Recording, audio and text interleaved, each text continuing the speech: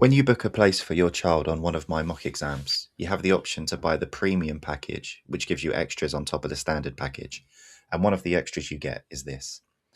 This is an example of the spreadsheet parents with the premium upgrade get after each of my mock exams.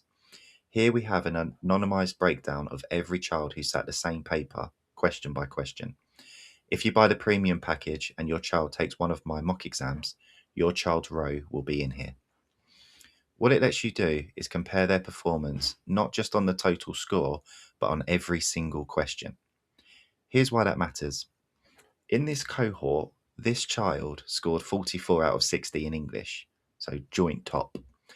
But knowing the overall score is one of the least useful outcomes following a mock exam, and in fact, for many, it can actually be harmful because a high score can lead to overconfidence and complacency, while a low score can lead to a loss of confidence and self-belief, even when there is time to fix the weaknesses and misconceptions that caused the low score.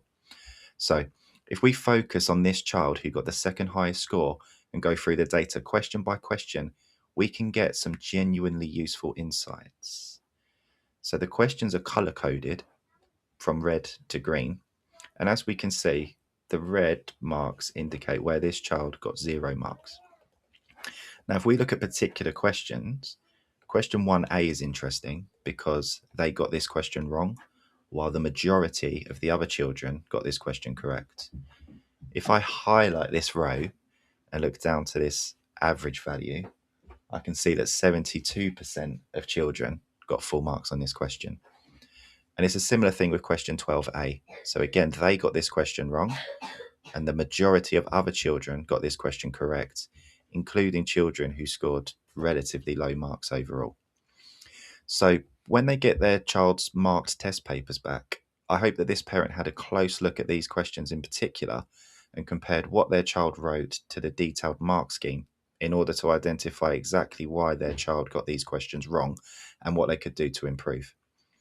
This spreadsheet gives you a more detailed insight into your child's strengths and weaknesses compared to other children.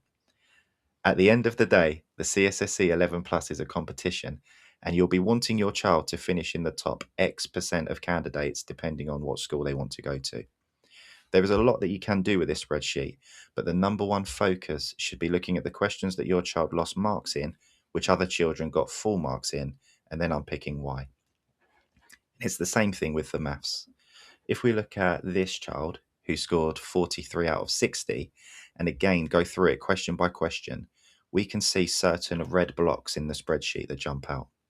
For example, this child got question 1A, 5A, 6B, 8B, 10D, 11B, 15C, and 15D incorrect, while most other children got these questions correct, including children who got quite low scores overall.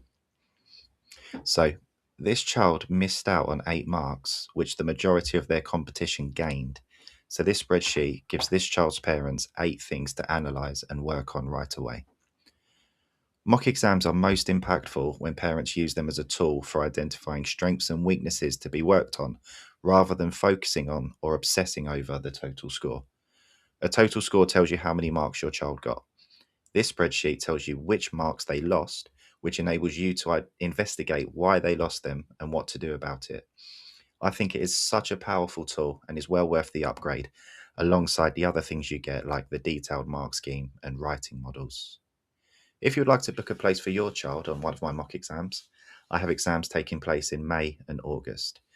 Please search for Colin Arnold Tuition mock exams to book your child's spot, and I would love to support you and your child on their 11 plus journey.